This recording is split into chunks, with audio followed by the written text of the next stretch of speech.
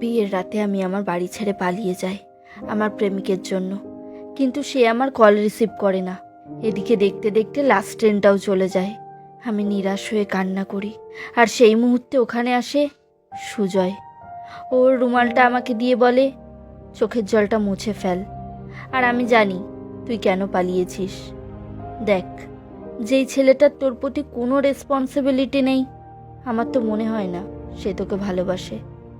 তাই তার জন্য বাড়ি থেকে না পালিয়ে, ভালো কথা বলছি, বাড়ি ফিরে যা। আমি ওকে বলি, না, যাই হয়ে যাক না কেন আমি বাড়ি ফিরবো না। তুই তো এসেছিস, তুই আমাকে ওর কাছে পৌঁছে দিবি। ও রাজি না হলে আমি ওকে বলি, তুই যদি আমাকে হেল্প না করিস আমি কিন্তু ভুলভাল কিছু করব। অনেক আকুতি মিনতি করার পর ও রাজি হয়ে যায় আর আমাকে নিয়ে বেরিয়ে পড়ে। ওই রাতে ট্রেন না পাওয়ায় আমাদের অনেকটা রাস্তা হেঁটে যেতে হয়। এতটা রাস্তা হাঁটার পর আমি খুব ক্লান্ত হয়ে যাই।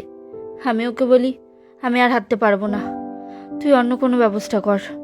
ও আমাকে বলে, এই ফাঁকা রাস্তায় আমি কি করব? কিন্তু জানি না হঠাৎ ওর মাথায় কি প্ল্যান আসে। ও আমাকে বলে, একদম চেঁচামেচি করবি না, আমি যখনই ডাকবো দৌড়ে আমার কাছে চলে আসবি। ওর মাথায় এরকম বুদ্ধিও আসতে পারে আমি ভাবিনি। ও একটা স্কুটি চুরি করে আমাকে ডাকে, আমিও উঠে পড়ি। এরকম এক্সপিরিয়েন্স এর আগে কখনো হয়নি। বেছাড়া লোক আমাদের পিছনে ছুটতে থাকে। এরপর আমি স্কুলের সময়কার কথা বলতে থাকি। তখনই আমার মনে পড়ে, স্কুলে থাকাকালীন ও একটা মেয়েকে ভালোবাসতো, আর ওর ভালোবাসা একতরফা ভালোবাসা হিসেবে খুব ফেমাস ছিল। আমি জিজ্ঞেস করি, তুই কি তাকে বলেছিস? ও বলে, সাহস হয়নি। আমি বললাম, আমাকে বলতিস, আমি বলে দিতাম। এখনো ভালোবাসিস? ও বলে, হ্যাঁ। আমি নাম জিজ্ঞেস করি, ও কিছুতেই বলতে চায় না। আমি ওকে জোর করতে থাকি। ঠিক তখনই স্কুটির লোকটা সেখানে চলে আসে। তাকে দেখেই আমরা দুজন মিলে সেখান থেকে পালিয়ে যাই, আর ওই লোকটা রাগ দেখাতেই থাকে। সুজয় আমাকে নিয়ে গিয়ে একটা গাছের পিছনে লুকায়।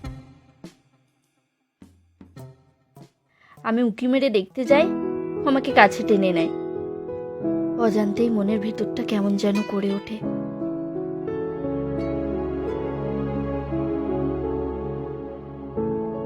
তারপর ও দেখে বলে লোকটা চলে গেছে, আর আমরা আবার হাঁটা শুরু করি।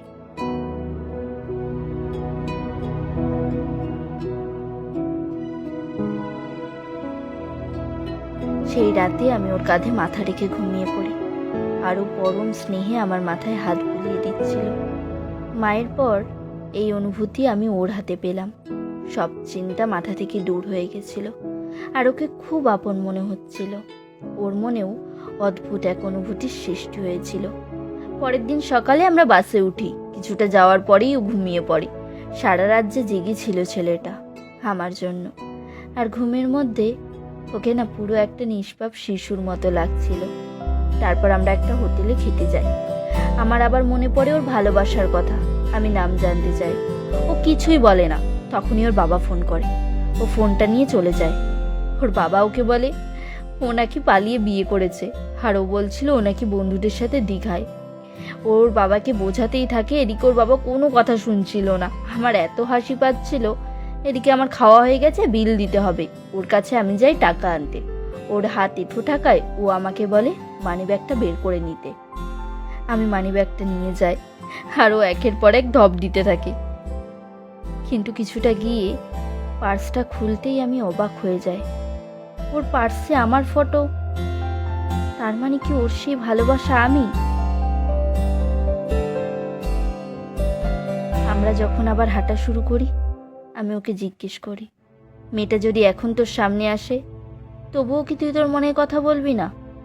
ও বলে, এখনো তুই ওকে নিয়ে পড়ে আছিস? আমি বলি, তুই কি এখন আর তাকে সেভাবে ভালোবাসিস না?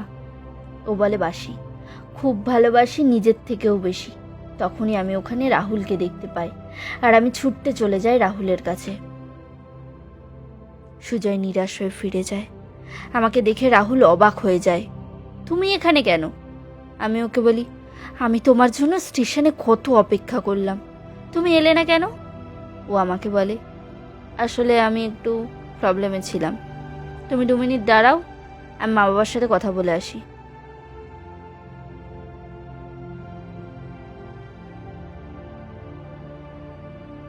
ও যেতেই আমার মনের ভেতরটা কেমন যেন করে ওঠে, একটা শূন্যতা অনুভব হয়। আমি পিছন ফিরে তাকাই, সুজয়ের সাথে কাটানো মুহূর্তগুলো আমার চোখের সামনে ভেসে ওঠে।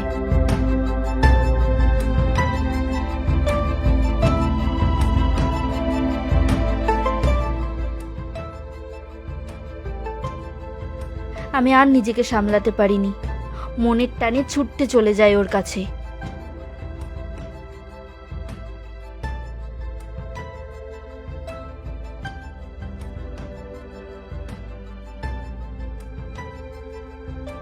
ও আমাকে বলে, তুই ফিরে এলি? হ্যাঁ এলাম।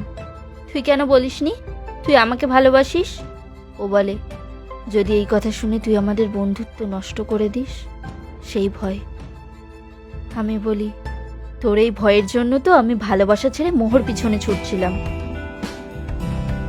আমাকে কি আর ভালোবাসিস? ও হাত বাড়িয়ে দেয়। আমি শক্ত করে ওকে জড়িয়ে ধরি। আর কখনো আমরা আলাদা হব না। তোমাদের মধ্যেও কি এমন কেউ আছো যে ভালোবেসেও ভয়ে বলতে পারোনি?